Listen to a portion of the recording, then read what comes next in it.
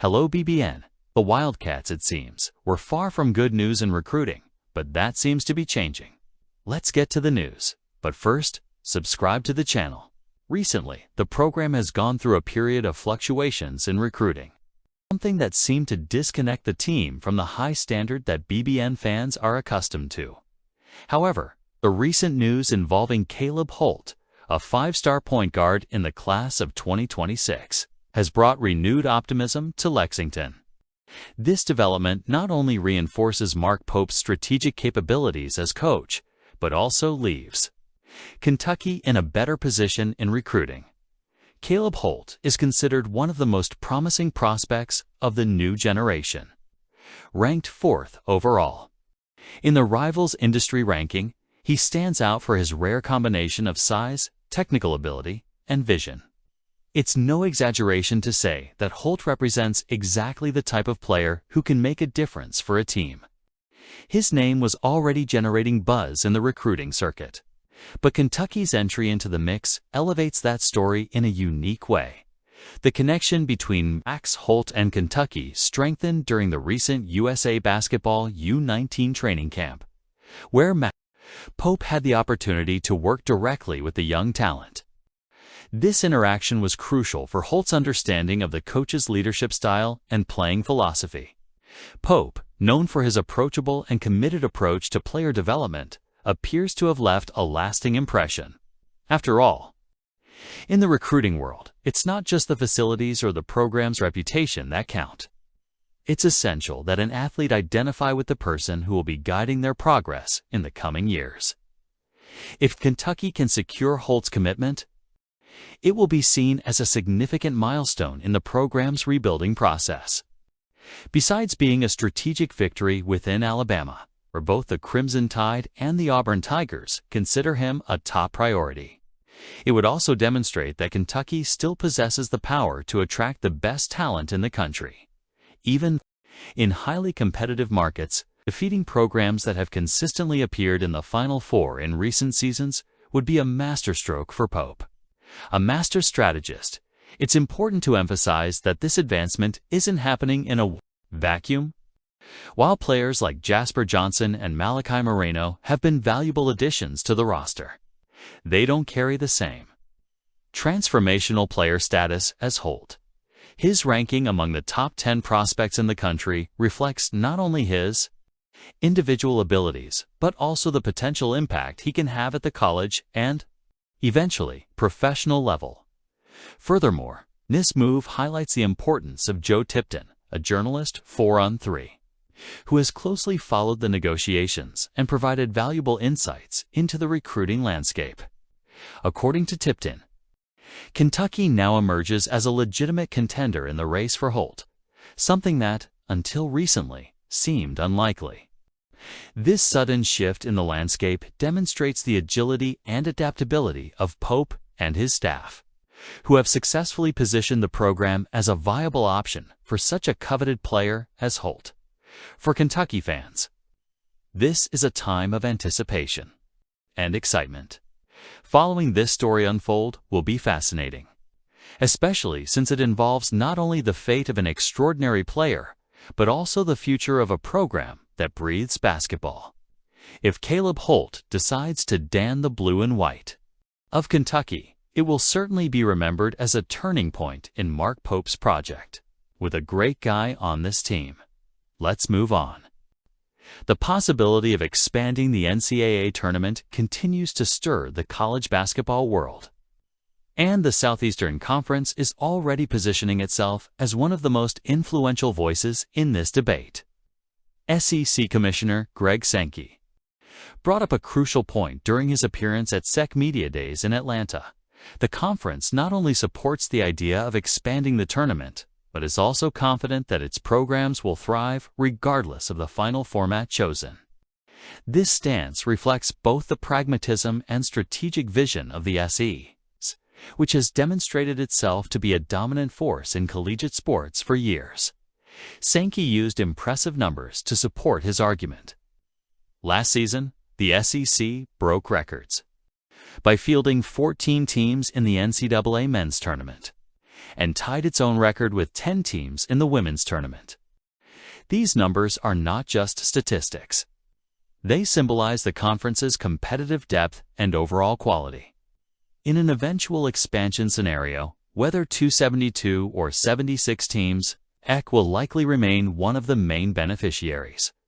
This is because the proposed changes tend to favor powerful conferences, which historically send multiple teams to the tournament.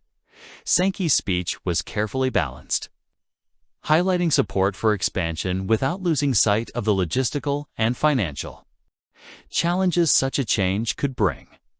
He emphasized that the SEC is open to exploring new formats as long as they make sense within the competitive and operational context.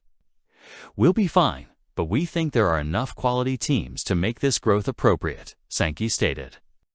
This statement reveals cautious optimism, recognizing that expansion must be guided by solid criteria and not solely by the immediate pursuit of profit. The financial motivation, however, is impossible to ignore. Expanding the tournament means increasing the number of games, which consequently generates more revenue through broadcast rights, sponsorships, and ticket sales.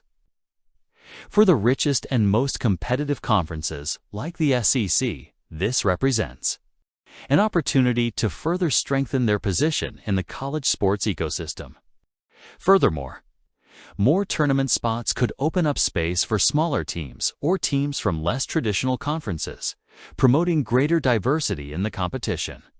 However, this inclusion must be balanced with preserving the integrity and quality of the event. Discussions about expansion are far from over. Don Gavitt, NCAA Senior Vice President of Basketball, confirmed that 3 options remain on the table: maintaining the current 68-team format, expanding to 72, or going even further with 76 teams. Each of these alternatives has different implications, especially in terms of scheduling and organization.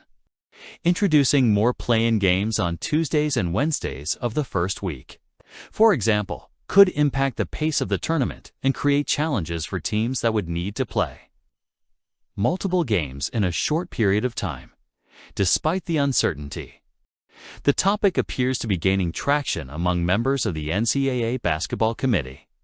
Jeff Goodman, a renowned analyst, reported that discussions remain active, and any formal recommendation will likely be submitted to the NCAA Division I Council, which will meet in August. This will be a decisive moment in determining whether the tournament moves forward with its expansion or remains in its current format. For the SEC, Sankey's stance reflects a calm, almost implicit confidence that the conference is prepared for any scenario. After all, the SEC has repeatedly proven that it can adapt to change and emerge stronger, whether in terms of resources, infrastructure, or available talent. The conference has consistently shown itself to be ahead of the curve. This proactive mindset is part of the reason the SEC remains a major force in college basketball, both men's and women's. Meanwhile, the debate over expanding the tournament continues to generate heated discussions among fans, analysts, and others. While practical and financial issues are at the center of the conversation, there is also an emotional component involved. The NCAA tournament, known as March Madness, is a cultural institution in the United States, and any changes to its format need to be carefully evaluated to ensure the unique spirit of the event is preserved. What will this look like? Speaking of Kentucky baseball, which continues to strengthen its roster for the 2026 season, under coach Nick Mingione, the Batcats have been building, piece by piece, a team that promises to shine on SEC fields.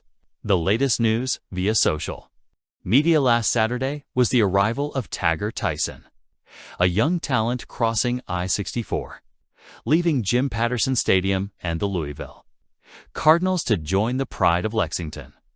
Tyson's addition isn't just a reinforcement. It's a clear sign that Kentucky is determined to elevate its game, bringing depth and quality to a crucial position.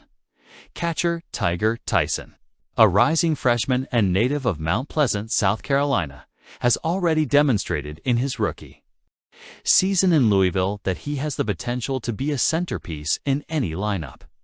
In 33 games with the Cardinals, Tyson displayed impressive consistency at the plate, finishing the season with a .296 batting average and an .851 OPS numbers that speak for themselves.